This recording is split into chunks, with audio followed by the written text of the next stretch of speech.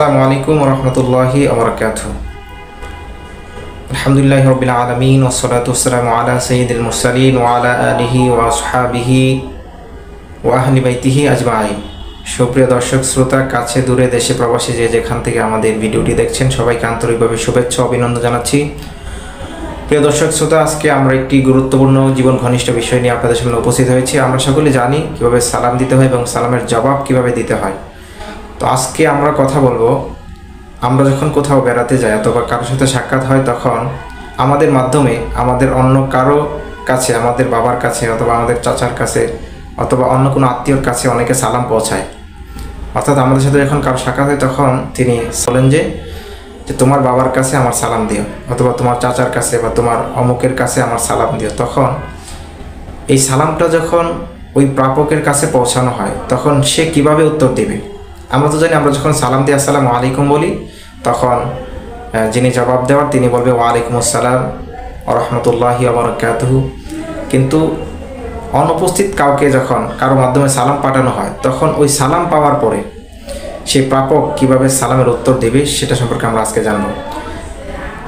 সুনানু আবি দাউদের 5231 নম্বর হাদিস শরীফে উল্লেখ আছে যে আল্লাহ রাসূল সাল্লাল্লাহু আলাইহি ওয়াসাল্লামের কাছে এক সাহাবী আয়েশা বলেছিলেন, ইন্না আবি ইয়ুকরিউকা সালাম, হে আল্লাহ রসুল, আমার বাবা আপনাকে সালাম দিয়েছে। তখন রাসূল করিম রউফুর রহিম সাল্লাল্লাহু আলাইহি ওয়াসাল্লাম কি বলেছিলেন? ফাকালা রাসূলুল্লাহ সাল্লাল্লাহু আলাইহি ওয়াসাল্লাম আলাইকা ওয়া আলা আবিকা সালাম, যে তোমার উপর এবং তোমার বাবার উপরে আমার সালাম। অর্থাৎ তোমার উপর এবং তোমার বাবার উপরে আল্লাহ তাআলা শান্তি বর্ষণ করুন। তো আমরা জানতে পারলাম যখন কেউ সালাম দিবে তখন প্রথমে ওয়া আলাইকা, অর্থাৎ যিনি সালাম নিয়ে এসেছেন, যার মাধ্যমে আপনি সালাম পেয়েছেন তাকে আগে সালাম দেবেন, দেওয়ার পরে এবং দ্বিতীয়ত বলতে হবে যে তোমার বাবার ওপর সালাম। তো ওয়া আলা আবিকা সালাম না বলে ওয়া আলাইহি সালামও বলা যায়।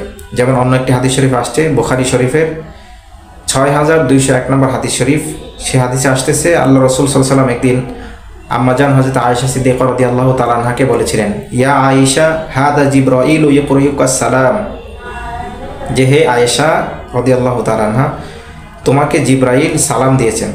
কুলতু, আয়েশা রাদিয়াল্লাহু তাআলা আনহা বলেন, তখন আমি বললাম ওয়া আলাইহিস সালাম ওয়া রাহমাতুল্লাহ, যে তার উপরও সালাম, অর্থাৎ তার উপরও আল্লাহ তাআলা শান্তি বর্ষণ করুন।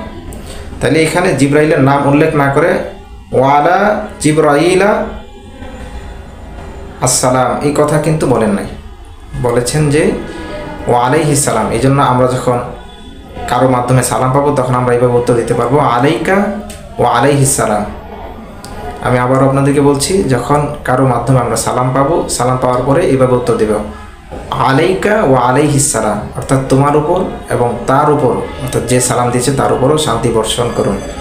আল্লাহ পাক আমাদের সকলকে আমল নেওয়ার তৌফিক দান করুন। আমাদের সকলকে আল্লাহ তাআলা কোরআন এবং সুন্নাহর বিধিবিধানগুলি মেনে চলার তৌফিক দান করুন। ওয়া মা আলাইনা ইল্লাল বালাগ। আসসালামু আলাইকুম ওয়া রাহমাতুল্লাহ।